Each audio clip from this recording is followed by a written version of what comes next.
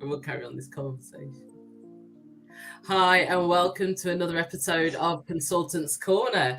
In today's era where collaboration and partnership is becoming more prevalent and important, it is our belief that an open narrative and sharing of ideas is vital. The industry possesses exceptional operators, consultants, and contractors, and our aim is to bring greater insights which can often lie hidden away. I'm Maxine Crow, your host. Say hi to Kat, our co host. Hi, good to be back. And we are absolutely delighted to be joined by Simon Esner from Uncommon Sense. Hi, Simon. Hi, good afternoon. Hello, everybody, and thank you very much for inviting me. I feel extremely humbled and privileged. Oh, that's brilliant. So basically, the way we run this, I've got a bit of background music just for a bit of ambience. It's a Friday, winding down for the weekend. So we promise to be gentle with you, Simon. maybe. Okay, so we've got a few questions for you. We're going to kick right off. Okay. So really, I know we go way back. I won't say. I mean, yeah, quite far back. And but tell the audience a little bit about yourself and your career. Sure, okay. I guess I started as a kitchen porter. School and me were never going to get on. Education and me, it was oil and water. That's not to say I value education very highly, and indeed my children will tell you I pushed them through everything they could do, but it just didn't work for me. So at a very early age, through school holidays, I started doing KP kitchen porter work, and that progressed through to becoming a trainee chef, and I had a brilliant mentor, a gentleman called Louis Mitto, a superb chef, Austrian gentleman. And he said to me, look, if you want to be a chef, you need to have qualifications. You've got to have City and Guilds qualifications, which was the norm in that time. And so I went off, studied, carried on working, secured the correct qualifications. And then, as was the case back in the old days, chefs used to move around from hotel or restaurant to restaurant. I don't think that happens so much today, but again, I stand to be corrected. So I moved around and I gained so much experience and met so many wonderful people, some of who are still dear friends today. Then I'm kind of fast forward quite a bit. I met this amazing lady who we've been married for 33 years now. When I met her, she said to me, I really, really enjoy your company. It'd be nice to see you more than just one Monday every 2 weeks, because that was the life of a young chef. And so she actually found me a job working for a company called Hobart, who manufactured cooking equipment and warewashing and kind of industrial catering equipment. And they were looking for a chef demonstrator. And it was kind of local to where I lived in North London. So got this job. It was amazing. I had a company car, never had a company car in my life. And it was great. And I very quickly realized that there were some real opportunities for me. And a big American company, and they had a training program which was second to none. And a wonderful, wonderful gentleman called David Smithson said, I think you should move into business development. And I kind of said, well, I don't really know about that. I'm a chef. He said, well, have a go. And if it doesn't work out, it'll be okay. Anyway, it worked out. And the training was just brilliant. I was so fortunate to be with Hobart at that time, and they really invested in the people. And that's something which later in my career, I've really tried to pay back that investment that was given to me into other people, and I'll maybe come on to that in a little while. So fast forward, did that. Then the 1990s, a thing called the recession, which was a recession long before you were both around. This was the real recession. This was the real recession, and I decided. Well, I was made redundant because hotels and restaurants weren't buying equipment. So along with others, I was made redundant. So I had this redundancy package of a few £1,000. So what do you do when you're made redundant? You go back in the kitchen, because that's all I knew. and then found property in a place in Hertfordshire, in Radlett, that was available to take over on a long lease as a restaurant. So I opened that. And kind of like 6 months into the restaurant opening, our daughter was born. So it was full on, but we had a great time. It was brilliant, brilliant fun. And of course, as the recession ended, it just got busier and busier. So Simon, you found yourself a mentor that told you to get qualifications, and eventually you found a wife and a career. Yeah. Fantastic. How lucky Impressive. am I? Well, I'll tell you something, Kat. It's many, many years ago, a wonderful gentleman called Dennis Sheehan, who publishes a magazine, trade magazine. He was interviewing me, and I said to him, I'm the luckiest person I know. Number one, I've never done a day's work in my life, ever. And I have always managed to find people who have either motivated or steered me in the right way to forward and help my career. So I'm super, super lucky in that way. But yeah, so I left the restaurant once our son was a couple of years old, and kind of ended up working for mentor number 4 or 3, a gentleman called John Simons, who had a business called Hallmark Exec Catering. And he took me on to teach me the world of contract catering. Moved forward, ended up at High Table, which is now called Elior. Moved forward, ended up working with a brilliant lady and a dear, dear friend called Linda Halliday. And then we became Wilson Story Halliday, or as you now know it today, WSH Limited. And I had 27 brilliant, amazing years there, building a sales team, building relationships with clients, colleagues, suppliers. And it was just brilliant. And then I decided to retire and set up Uncommon Sense in 2021, 22. That's a very potted history. and I was actually part of that history. Just for the audience, before we came live, and we were talking about part of your career where we worked together, and took, at the time, it was Baxter's Story, actually into Europe, which was the client that we had at the time wanted to be groundbreaking, and it really was. And so it was an amazing time, which leads me on to the next question, actually, Simon. So what are the highlights? Instead of role, I'll say, what are the highlights of your career? Now that you're retired. If I said meeting you and getting into Europe, that would be a little bit. Clearly, that was a highlight. A bit cliche. Yeah. No, I mean, I think I really did think about this. I mean, I know you dropped me a note, sort of saying, here are some things that we're thinking we might ask you, and I know this was one of them. And I really did think a lot about it. And I think one of or some of the highlights I've had is actually I've developed some amazing teams. And I really have, and I couldn't be prouder of what they have gone on to achieve. And again, some of the highlights is of those teams. Now today, those young proteges, if you like, have gone on to be leaders in their field. An example: there's a wonderful young man called Tim Axe, who is the managing director of Genuine Dining, who are a food service provider. And so much more. Genuine Dining are a very, very big company now, headed up by a gentleman called Chris Mitchell. Super people. But Tim is now the MD. Now, when Tim joined me, he was still in his late teens. And here he is today, married, 2 kids, an MD of a big firm. I couldn't be prouder. Another gentleman, Nathan Jones, started with me as a salesman, taught him how to sell. He ended up running a company called Harbour Jones, one of the most successful independent companies, sold it to CH&Co, and he's just started up again with a new business. So, I kind of get really excited when I see these people that I've had a small part to play and how they've developed. But I think the highlight for me is gaining magnificent relationships that I have developed with clients, with colleagues, with partners, with suppliers. And those relationships are genuine, are still there today. And in fact, if you follow my Instagram, I was out with 2 old clients yesterday for a little bit of lunch before we went to a meeting.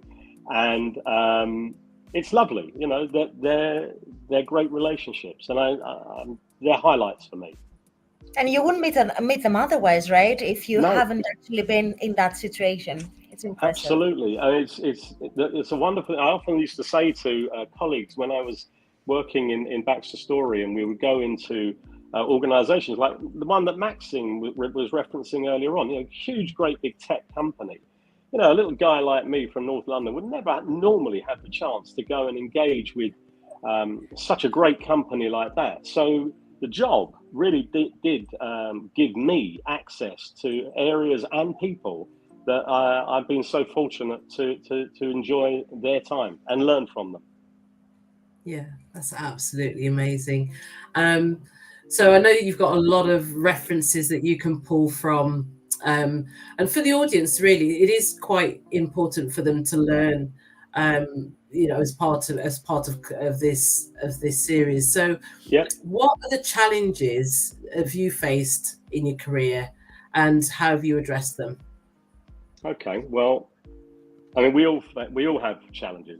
You know, we've only got to turn on the news or whatever, the challenges that everybody's facing at the moment worldwide, in whatever degree. But in terms of a career/work process, I always kind of saw challenges as an opportunity. And that might just be because in my heart, I'm a salesman, a chef and a seller. And I see it as an opportunity. And I guess, you know, the opportunity to secure new business. This was always very, very much a driver for me, as a challenge, if you like, is I had to always have the focus on company growth, because as the company grew, it enabled us to help colleagues who wanted to further their careers. I mentioned two chaps earlier on. I mean, there's also a wonderful, wonderful lady who's now the managing director of a corporate reception business called Amplify, a lady called Amanda. Her maiden name was Baber, her married name is Kay. But, you know, just being able to grow the business meant that we could set up a reception business, which meant we could bring on people. And ultimately, Amanda was one of those people. And ultimately, Amanda became so brilliant that she left and set up her own business. And I mean, it's just fantastic. So, but come back to the challenges, it's that business growth. Without growth, you haven't got success. Without success, you can't help other people. And that's important. But I'm a great advocate of understanding the market that you work in. And so the challenge was always to really get into the detail of, you know, when you had a client, no names mentioned, Maxine, when you have a client that says, we're going to give you an opportunity to Europe, you know, we had to go and really learn. Yeah. We had to go and learn. And we had to do our homework. We had to do our homework. We had to be on top of it. I mean, you know, I remember going to a presentation. My French is zero, and we sat there and, you know, but we did it, and we had a lot of fun doing it. So the challenges for me were always about securing opportunities, securing business, and giving real drive and ambition to those that are working within the team. That's amazing wisdom from you there, Simon. Before I hand over to Kat, I am going to ask you another question. So, yes. What do you consider to be the future trends in the industry, and how can we prepare for change? Wow, that's a big question. I mean, I think clearly technology, everybody talks about that, don't they? I mean, whatever field you're in, be it in food service, the built environment, workplace, medicine, technology is retail, you know, technology is very much playing a part, and it's very much a significant part of how services are developing. And the technology that's available today will evolve and will become better, and that's absolutely vital. But I would just say, and I was in a client location yesterday, you've got to use technology for the right reason. And I'm not going to name names just in case others are watching, But I walked into a building where it was an automated reception service desk. Now, I'm very much a hospitality person within my heart. And I walked in there and there was nobody, just this screen, and enter your name, and it came up who you were seeing. Or you're seeing Mrs. Please wait. And then another thing came up, please make your way to lift number, or lift D for Delta. And that whole transaction happened without me engaging with another fellow human. And I kind of got in the lift, got up to the floor I was going to, was met by my client. And I was in a really cold place, if you know what I mean. So I think that we're using technology at the detriment of actually, if they'd had a person who would greet you and say, good afternoon, how are you? Maybe a little bit of chat. Isn't the weather horrible for this time of year? Something, a bit of human interaction. It kind of relaxes you for your meeting. And I just think sometimes people are using technology at the cost of the human interaction. And that would be, for me, I love tech. I mean, you came to my house, I'm teched up. I love it. Absolutely think it's brilliant. And we all need it, and it's helping us. And I think AI is going to be amazing going forward, as long as it's used properly and responsibly. It can be a little bit of a paradox, though, to use technology and lack of humans or replaced by technology in the hospitality sector, because hospitality is all about the people, right? It's about the experience that someone gives you. Very interesting. Yeah, I mean, certainly. And for me, it's that when you're walking into a built environment, an office building, a corporate establishment, I always think of offices as hotels without bedrooms. That's what I call them.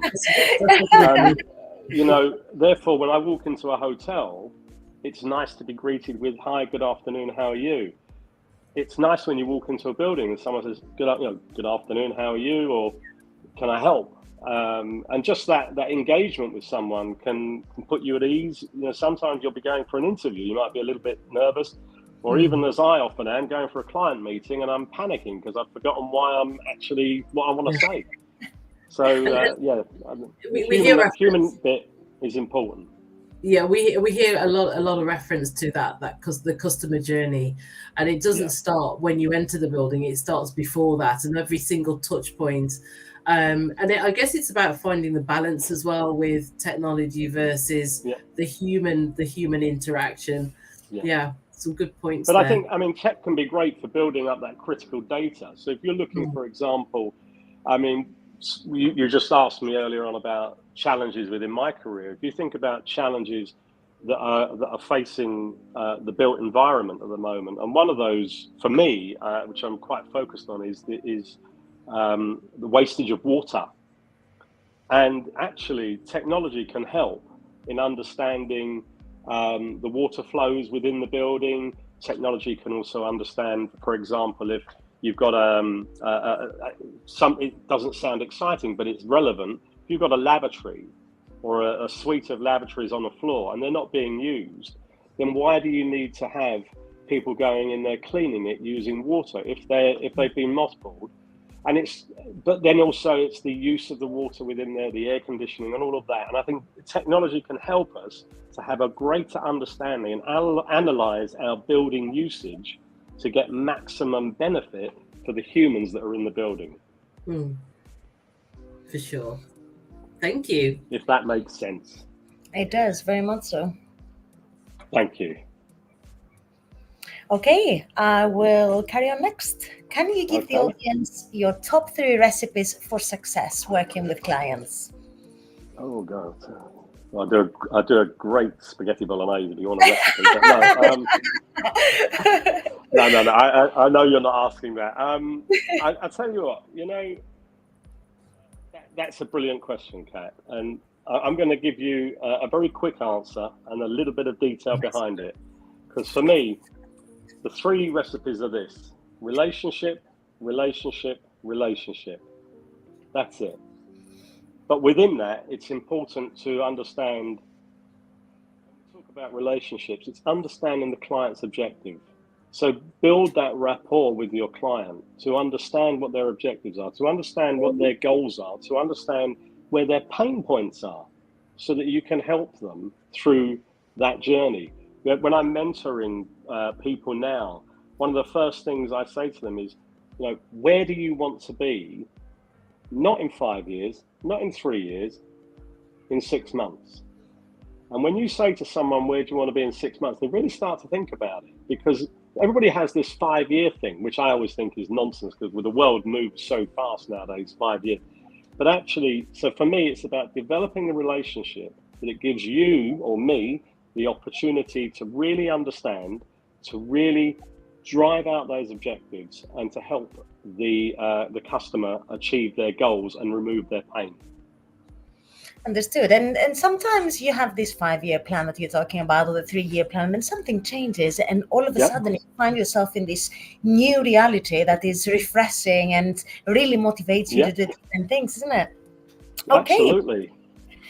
I will carry on. How would you like to see the sector evolve and change? I know you don't want to see technology replacing people. So what do you think is a good evolution? I think we all in the world have been post-pandemic, and without getting into the whys and wherefores of Wuhan and all of that, that's for another conversation. But I think what's been good out of the pandemic is the realization within the built environment. Two things for me, really. One is the importance of food and beverage hospitality within the building. More and more clients are seeing that by having a great offer, brilliant coffee or a superb breakfast or a wonderful lunch, or just really good experiential environment for their employees, their colleagues, and their visitors and guests, that's good for the building. It's good for the business. At the end of the day, the cost of catering is minuscule. If you've got a business that's a couple of billion turnover, catering cost is nothing. So why not go for the best? Why not have? And that seems to be what's coming out of, or has come out of, the pandemic. So I'd really, to answer your question, I'd like to see that evolve, and I'd like to see that change carry on. I think the other thing that I've noticed recently, and Maxine, maybe you can see it from another angle. I'm really heartened to see that because of the brilliant work that a lot of our workplace management and facilities management colleagues did through that very, very challenging period, keeping buildings going, running up and down on volumes as people were locked down and released and all of that. But that took a lot of work. And what I've noticed, and certainly I've noticed it this year more than ever, is that a lot of our colleagues within the facilities management level are now at the C-suite level in companies. And I think that's a great thing. The building manager, be it female, male, whatever, the person responsible for managing that building should be seen as a pivotal part of that company.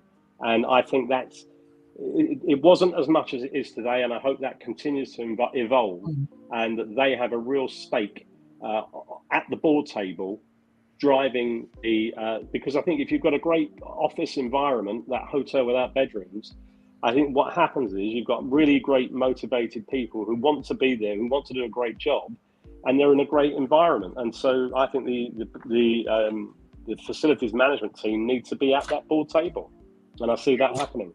You're absolutely right, and more and more. I mean, if you go back 20 years, you'd never have had a facility manager or a key account manager on the board, or actually having a voice about their buildings. And when things would happen, we'd be the last to know, and then we have to react to whatever decision has been made without our engagement. So you're absolutely right. That collaboration, the partnership side, whether it's supplier, whether it's client, is definitely improving, and long may it continue. Absolutely. Yeah, absolutely. 20 years ago, you would tell people that you work in facilities management, they would go like, what? Yeah. I know. It's not. You're quite right. Yeah. I'm glad to see that's changed, and I think part of that is how it's evolved through the pandemic. And I think also the education sector has helped on that, because now you can actually go and have a degree in facilities management, right? Okay, mindful of time, I will carry on. 2 more questions left. How important is sustainability truly today? Very, very important. I mean, we haven't got a lot of time, but we as a population have to be mindful of what's happening in the world. And if you don't see that, if you're blinkered to that, then I fear for you.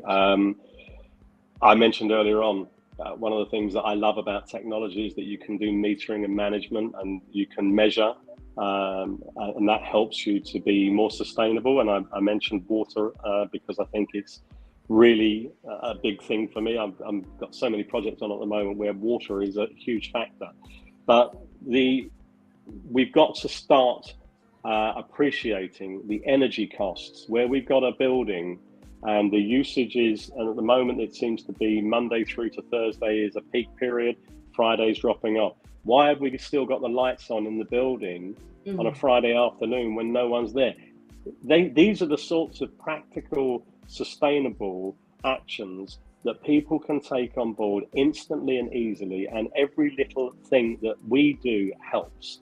And I know people talk often, you hear it in the radio, but the UK only produces 1% emissions. Look at China, but if we all thought like that, where would we be? And so exactly. we must all be thinking, let's do our little bit. And if our little bit takes it from 1% to 0.8%, that's a good thing.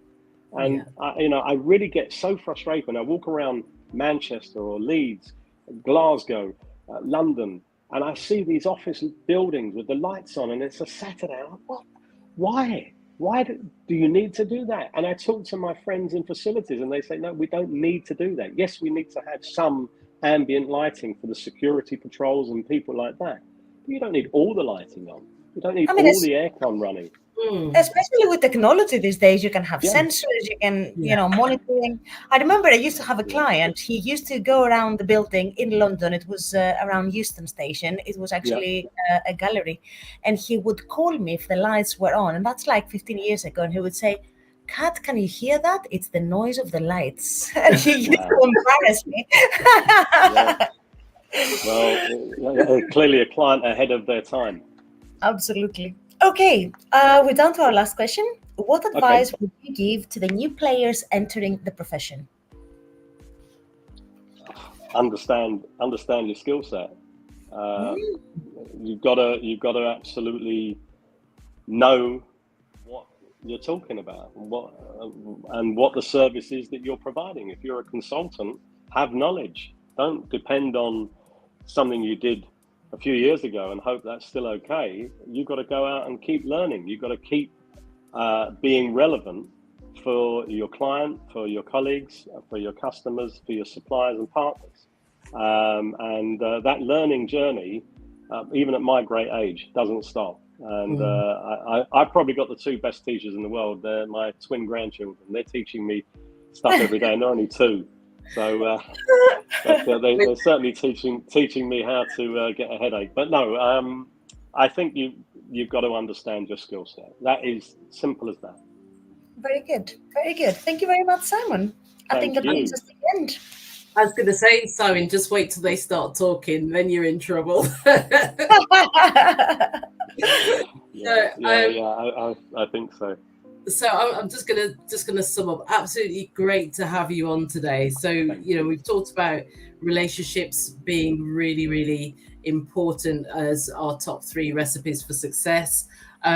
Just realizing the importance of food and beverage in the industry, and how the pandemic has actually shifted our mindset, not only the client but how we operate in our industry.